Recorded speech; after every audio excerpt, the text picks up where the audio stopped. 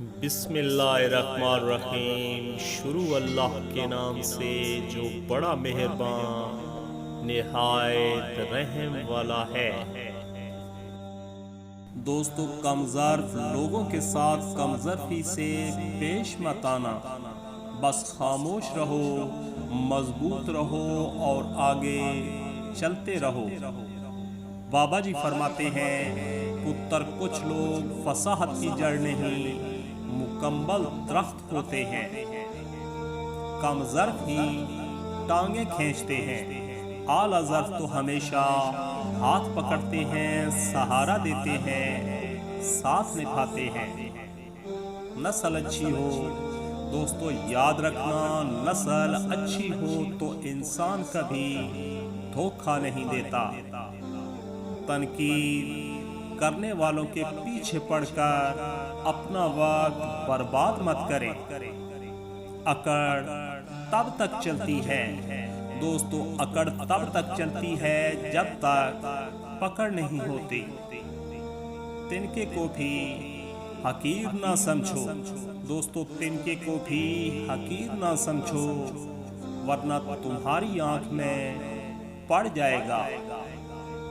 خاموشی کا مطلب لحاظ ہوتا ہے دوستو، خاموشی کا مطلب لحاظ ہوتا ہے، لوگ اسے کمزوری سمجھ لیتے ہیں۔ مولا علی علیہ السلام فرماتے ہیں، عقل مند وہ شخص ہے جو انجام سوچ کر کام کرے۔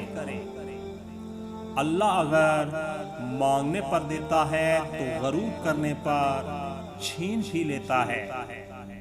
زبان اور کان کے استعمال سے پہلے آنکھوں کا استعمال کرنا چاہیے۔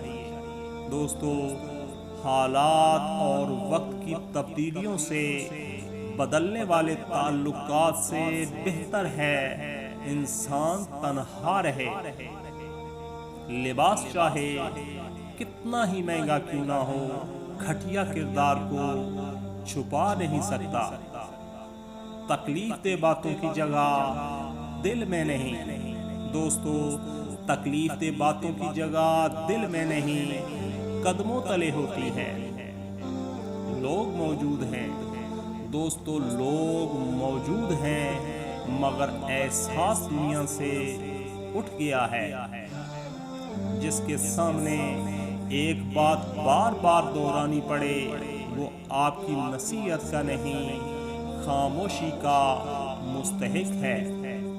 دوستو، لہجہ الفاظ کا ڈی این اے ہوتا ہے دوستو، لہجہ الفاظ کا ڈی این اے ہوتا ہے، جس سے نظر کا فطور، نیت کا کھوٹ اور دل کا چور پکڑا جاتا ہے۔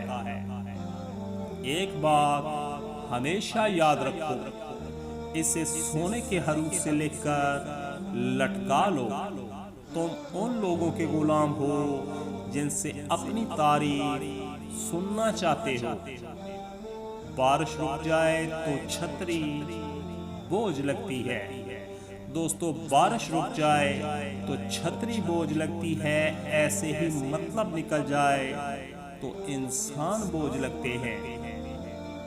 دوسروں کے درد مٹانے والے بن جاؤ دوستو، دوسروں کے درد مٹانے والے بن جاؤ، اللہ تمہارے درد مٹا دے گا۔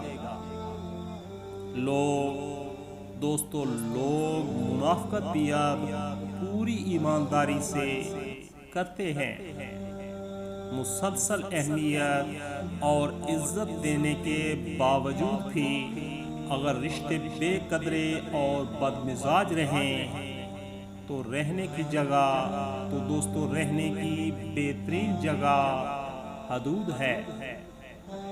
زندگی بدلنے کے لیے لڑنا پڑتا ہے دوستو، زندگی بدلنے کے لیے لڑنا پڑتا ہے اور آسان کرنے کے لیے سمجھنا پڑتا ہے۔